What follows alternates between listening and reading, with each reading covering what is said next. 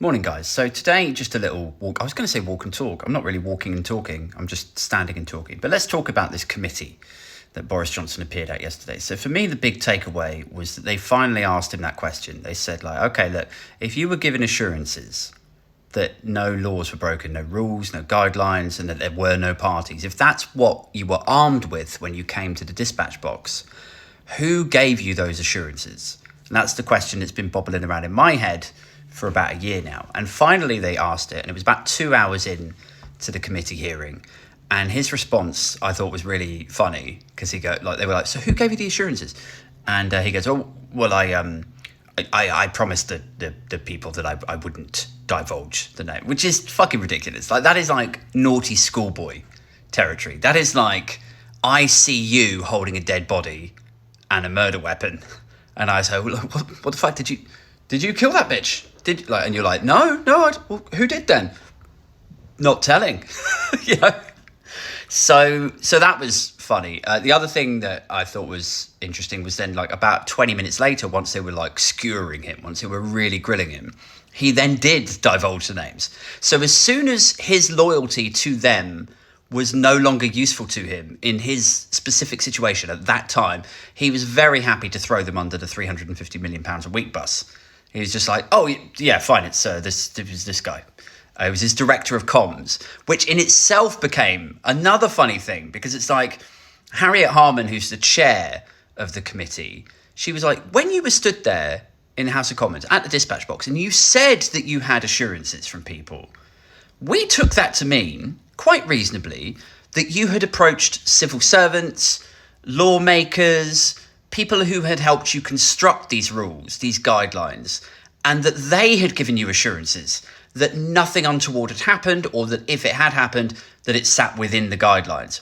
That's a fair assumption at the dispatch box. If you say you got assurances that's where it came from.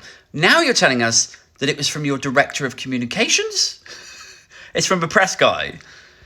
Which in it is like, well, why did you get assurances from a guy whose only skill set is how to feed lines to tabloids, how to keep the press on your side? Why would you get assurances on legal matters and COVID matters over that?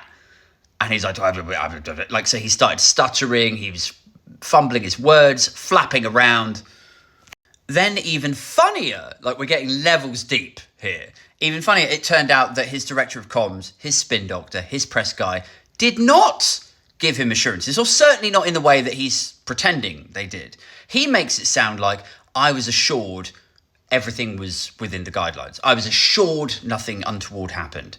Actually, what happened, it came out yesterday, was that shit had happened, but his press guy, Jack Doyle, I think his name is, had said to him, right, how do we handle this? What line can we give the media? We'll just tell the media when they ask, when Pippa from the Mirror, when they ask questions about this, we'll just say all guidelines was followed. So it's just a line that they had prepared to tell the media. That is not an assurance. That is a way of digging yourself out of trouble. And so that came out yesterday. And I thought what was really interesting was, as he was flapping around, as his lawyer was sat behind him going like you could see the hectic chaos on this guy's face, like, oh God, this is not going well at all. As it's all crumbling, he starts getting angrier and angrier, like the faux bonhomie, the sort of upbeat, silly buffoonery, like all of that leaves the building. Now he's just rattled. Now he's just visibly angry. He doesn't like being challenged. He doesn't like being pushed into the corner.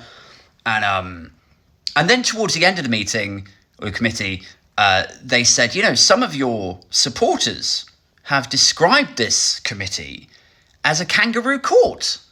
How do you feel about it? Do you think that language is regretful or regrettable? Do you regret that they're describing this as a kangaroo court? And he was stuck at that moment because he couldn't say, I think that this court is illegitimate. I think this court is a kangaroo court. He can't say that because then that insults the committee and then they're more likely to fight against it. So he can't say, this is bullshit. But what he also can't do is he can't distance himself too much from this language. He can't say, I don't accept that and I wish that they would not use language. Because he might need these people. In the next week or two, he needs them to support him. So he's stuck in the middle there. I also thought it was quite funny to see him Like right at the beginning of the committee, they get him to swear on the Holy Bible. a proven liar, and he's swearing on the... Like, really, guys? I mean, is this, like...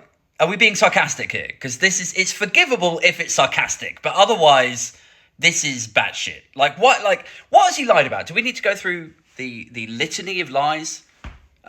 He's lied to his wife. He left her. He said he'd rather lay down in a ditch than sign the Brexit deal that he ended up signing. He said he would lay down in front of bulldozers. He said he didn't know anything about Pincher's reputation as a sexual predator when he gave them the job. That turned out to be bullshit. And then all of the Partygate stuff. But this time, oh, I'm going to put my hand on the...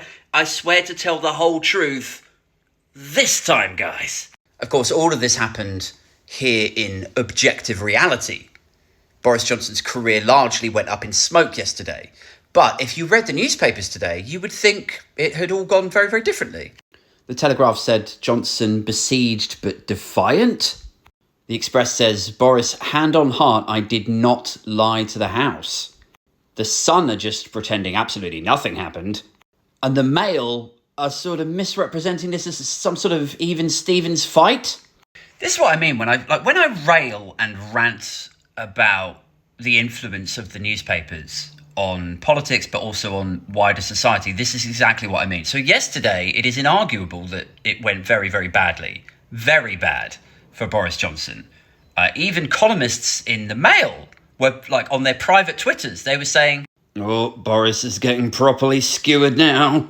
While the BBC's own resident voice of conservatism, Nick Robinson, was saying, no one watching the quizzing of Boris Johnson could be in any doubt that the committee will now conclude that he recklessly misled MPs by repeating and relying on assurances that rules and guidance had not been broken inside Downing Street. Like, they will rule against him. It is now a question of just how badly they punish him.